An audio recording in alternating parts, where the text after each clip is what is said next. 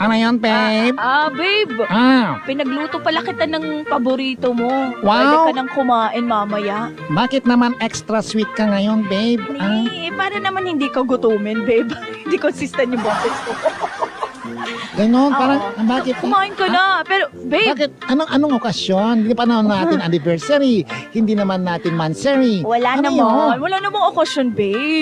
Ay. Pero naisip ko lang talagang Sweet mo. ipagluto ka. Sweet-sweet talaga ng asawa ko ngayon. Dahil ba gusto mo nang magbago, ganon? Ang sweet-sweet mo talaga.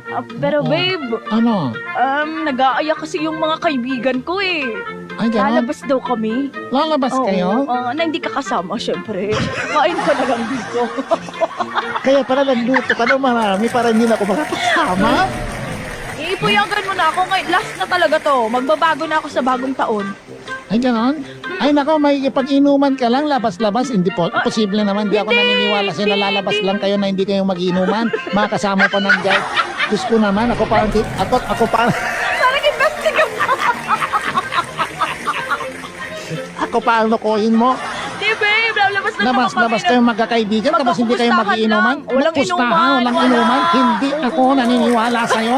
Ako pa ang lokohin mo sa tanda kong to. Niloloko mo ako. Ay nako, tapusin na natin tong usapan na ito dahil hindi ka pupunta.